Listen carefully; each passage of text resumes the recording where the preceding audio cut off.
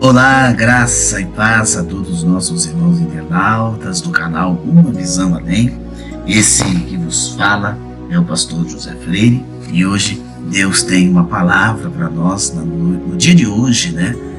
E eu gostaria muito de compartilhar com vocês, os nossos irmãos inscritos aqui no canal Uma Visão Além, esta palavra que o Senhor colocou no meu coração. Logo após a palavra, uma oração.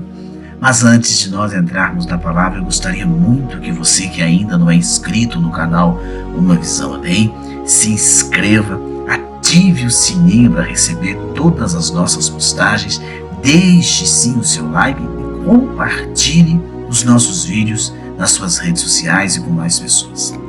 A palavra de hoje, queridos, é: o choro pode durar uma noite, mas a alegria vem pela manhã. Muitas das vezes, meus amados irmãos, olhamos as situações da vida e perdemos as esperanças, pois diante de nossas possibilidades, nada poderia ser feito e por isso tentamos continuar ou até mesmo parar e se esconder, não é verdade? Vamos ver aqui mulheres e discípulos que continuaram e outros que pararam, mas que diante do poder de Deus, nem a morte poderá prevalecer, por mais terrível que ela possa parecer, meus queridos. O Evangelho é de fato a grande e maravilhosa notícia. Nele temos esperança para que aquilo que parece o fim se torne um novo começo para todos nós. Então, após a crucificação do Senhor Jesus, eu gostaria muito de enfatizar esse tema. Após a crucificação e morte de Jesus, a esperança havia se apagado para muitos que esperavam nele e alguma coisa daquilo que acreditavam ser ele o Salvador político, um Salvador libertador da opressão de Roma, um rei que derrubaria César, um grande profeta com palavras de esperança, assim como os antigos profetas. Agora, com a sua morte, todas as expectativas foram destruídas. E então, o que fazer? O que fazer? Então, seguir a realidade da vida, garantir um sepultamento digno para um profeta assassinado, né? O sepultamento, é isso que nós vamos trabalhar agora. Lá no livro de Mateus, capítulo 15, verso 40 até o verso 47, o sepultamento do corpo de Cristo, atestado por Pilatos, né, meus amados, e auxiliado por José de Arimateia, e observado e organizado pelas mulheres. Então, em 15, 40, 41, as mulheres que serviam a Cristo e acompanhavam de longe a sua morte. Então, Marcos deixa claro no capítulo 15, eu falei Mateus, mas é Marcos, deixa claro aqui a atitude destas mulheres, que em sua cultura eram desvalorizadas, mas que se posicionaram como aquelas discípulas que serviriam a Cristo na vida e também na sua morte. Queridos irmãos internautas, no capítulo 15, do verso 42 até o verso 43, amados, José de Arimateia, um membro lá do Sinédrio e seguidor de Cristo, pede, né, se o corpo a Pilatos. Ele vai lá e pede o corpo de Jesus para ser sepultado a Pilatos, que era um homem que detinha o poder naquela região. E a Bíblia diz que José de Arimateia toma uma atitude de coragem, pois poderia ser acusado de apoiar um criminoso pelos próprios romanos e um blasfemo pelos judeus. Mas deseja honrar o seu Senhor com uma sepultura. E nenhum dos apóstolos vieram requisitar o corpo de Cristo, como José de Arimateia fez. Ele tinha o que perder neste mundo, mas arriscou pelo reino que esperava. Os costumes judaicos, meus queridos, proibiam que o criminoso fosse sepultado com sua família, questão cultural apenas.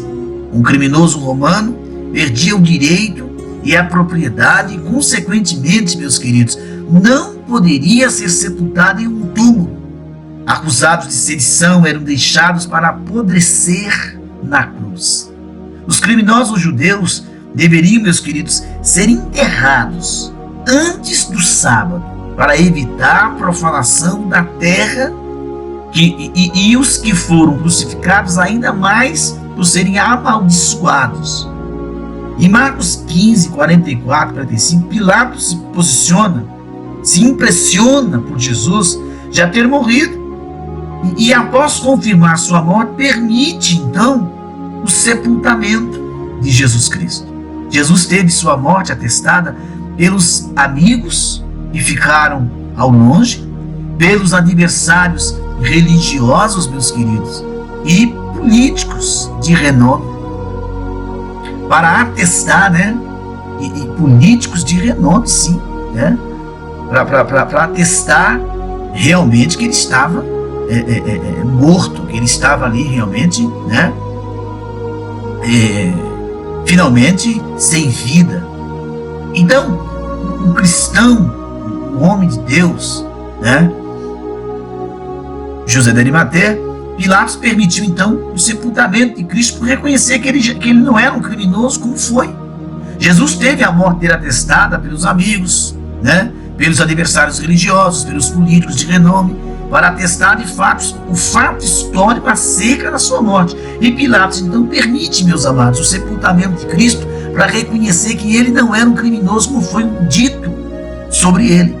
Lá em Marcos 15, 46 e 47, retiraram o corpo de Jesus e o colocaram no sepulcro observado pelas mulheres. As mulheres são citadas por sua coragem, queridos, e serviço ao Senhor em sua morte, também por serem testemunhas iniciais da sua ressurreição, para derrubar qualquer relato de mentira, pois como poderia, em uma cultura que desprezava o testemunho feminino, afirmar que mulheres foram estas testemunhas e muitos morreram por este testemunho. Meus amados, Jesus cumpriu as profecias do seu sepultamento. Você pode ler Isaías 53, dando foco no sepultamento com os ricos, O sepultamento dele com os ricos. O relato da ressurreição.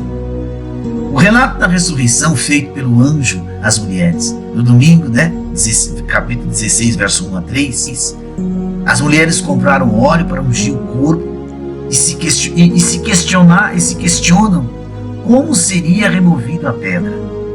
Os discípulos não estavam presentes neste momento para apoiar esse serviço com elas. E eles poderiam estar envergonhados, arrasados, sem esperança, sem perspectiva para o futuro. E elas estavam encarando a realidade da vida e desejosas de servir ao Senhor naquilo que estava diante delas. E as mulheres perceberam a pedra removida. Entram e veio um anjo que afirma: Jesus já ressuscitou e que os guiaria até a Galileia e que deveriam avisar os outros, mas elas correm assustadas. O anjo faz uma das mais maravilhosas afirmações: crucificado, ele ressuscitou, não está aqui, vejam o lugar onde tinham colocado. Para que temer? Esta é a obra do Senhor, meus queridos, meus amados irmãos internautas. Vocês procuram a quem realmente procuravam, mas vejam que não existe nenhum corpo para cuidar, ele ressuscitou. Verso 7, mas vão e digam aos discípulos dele e a Pedro, e ele vai adiante de vocês para a Galileia, e lá vocês o verão, como ele disse. Não fiquem aqui, existe algo a fazer, como você estava fazendo. Mas não será aqui na morte, mas na vida. Jesus irá diante de você, meu querido, como um pastor que guia o seu rebanho.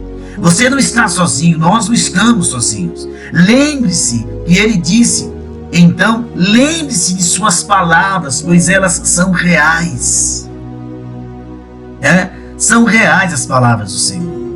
Afirmação solene. O fim se transforma em começo, silêncio e necessidade de proclamação. Acabou, o choro durou pela sexta, pelo sábado, mas domingo de manhã acabou-se o choro. Mas e a incredulidade dos discípulos? Como é que ficou? No verso 16, 19 a 14. Outros anunciavam que Jesus ressuscitou, mas os discípulos não acreditavam, e por isso, queridos, eles são repreendidos por Cristo. Lá no 16, do 9 ao 11, Maria Madalena anuncia que Jesus ressuscitou, mas eles não acreditavam nela, não.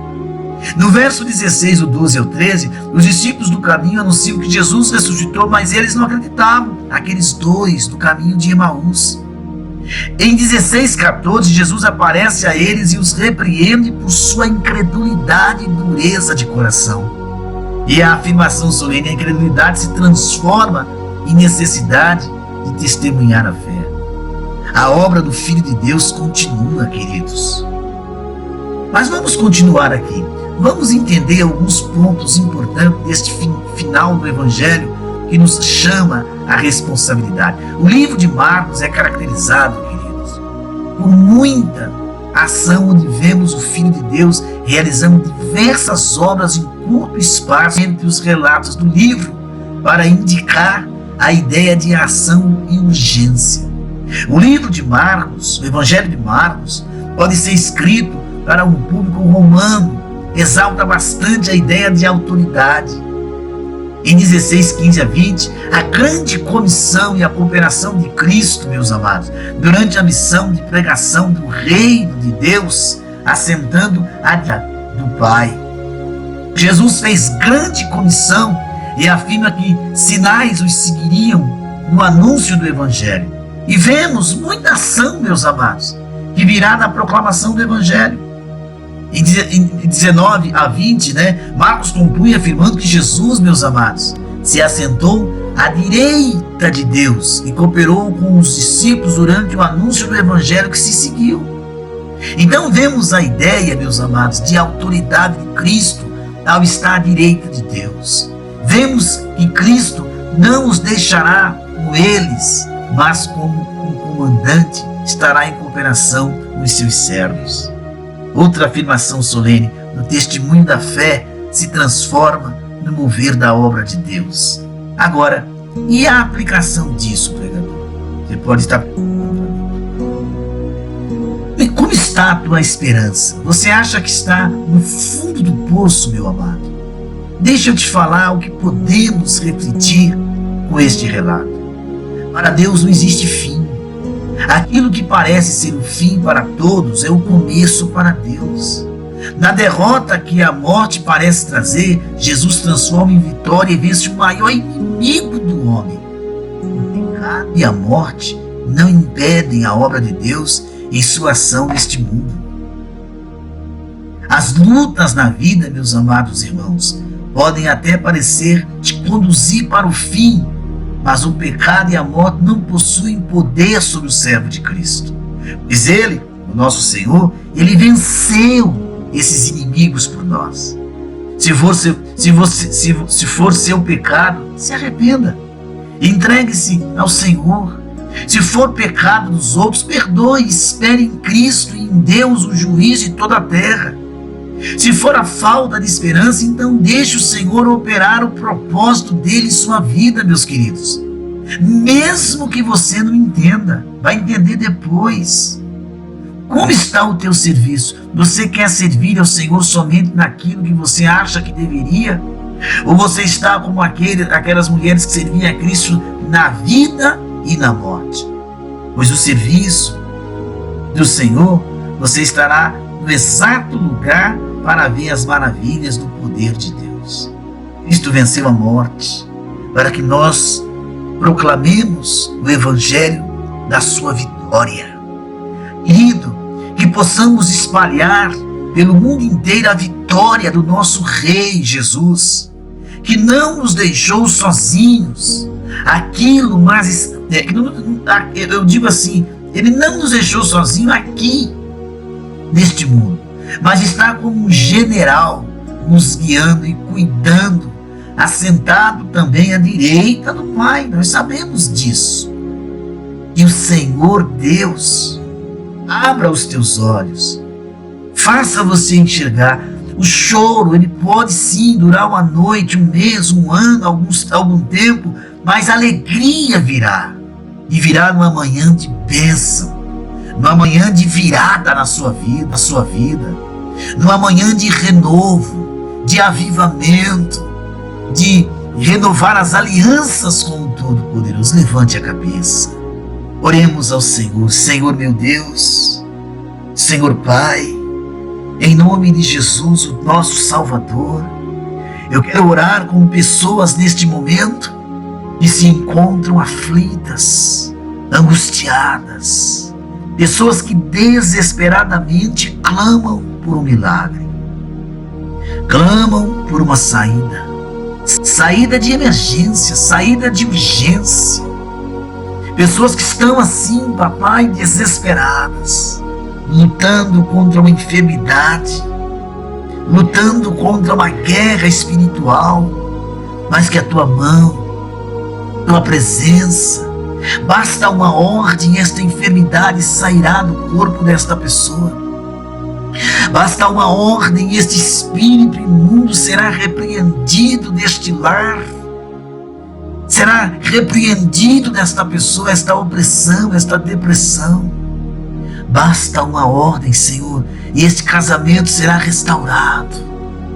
Meu Deus, às vezes oramos e se esquecemos de quantas almas do mundo aprisionadas, acorrentadas, escravizadas, meu Deus, no continente africano, asiático, na Oceania, na Europa, nas Américas. Vidas dominadas por demônios. Levanta uma geração de homens compromissados com o verdadeiro Evangelho. Não nos deixe ser enganados por doutrinas malignas, meu Deus. Abençoai as lideranças, os chefes de estados, os empresários, principalmente os das tecnologias. Abençoai as nossas autoridades, todos os ministros do Evangelho, todas as pessoas que proclamam a tua palavra com um coração sincero e verdadeiro. Ó Deus, eu sei que o teu perdão é estendido aos que se humilham. E quantos estão orando comigo, se humilhando agora, Senhor? Perdoa esta pessoa que se humilha, pedindo perdão do seu pecado. Socorre esta pessoa que se encontra no leito de enfermidade, clamando por socorro. Esse pai de família, Senhor, que não vê uma porta se abrir, mas se o Senhor quiser, o Senhor pode abrir uma porta para esse pai de família. Esse empresário que está prestes a falir, que o Senhor dê saúde mental, e a tua bênção, Pai, sobre a vida dele, para que seus negócios não venham fechar e gerar desemprego. Deus vivo, eu te apresento todas as denominações, todas, papai, todas as lideranças evangélicas do Brasil e do mundo, por que não dizer desta forma? Os que estão pregando a palavra de Deus com um coração sincero. Levanta ministros sinceros, ó Pai, homens consagrados, homens vocacionados, meu Deus. Te apresento os que estão enfermos, batalhando contra um câncer, batalhando contra uma enfermidade da alma. Tu és o Deus que pode transformar vidas e salvar, libertar, abre portas. Sabe esta pessoa que ora comigo dentro de um presídio? Meu Deus, eu não estou aqui para julgar seus pecados, seus crimes, ceder por esta alma.